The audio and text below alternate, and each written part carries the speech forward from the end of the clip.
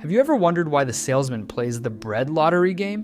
When he plays the game in the park, as audience members, we're naturally trying to puzzle out how the salesman's game is recruiting new players. Will he recruit the ones who chose bread? The ones who chose the ticket? Both?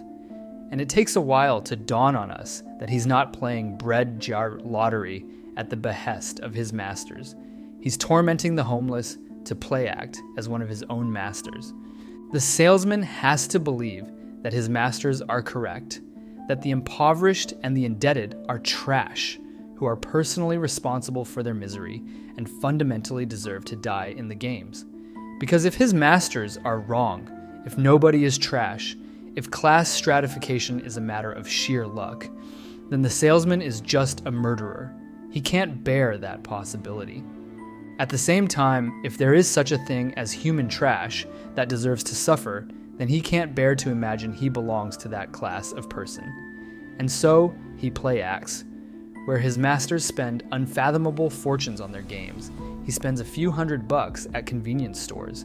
His masters microchip and GPS track and imprison their playthings.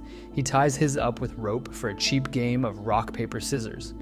The salesman tries to dress his games up, hence the opera records, but in truth, he's a paltry, off-brand imitation of the people who control and exploit him, inflicting further abuse on people who are just as vulnerable as he is. In the end, the salesman is so beholden to the fantasy that all the rules make sense, that the system of exploitation is just, that he'd rather put a bullet in his own skull than question the rules designed to make him suffer.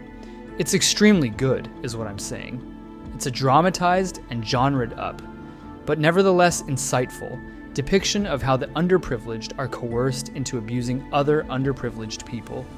It's through abuse that they can separate themselves from their own internalized self-hatred, and that psychological need is powerful enough to completely warp their sense of reality.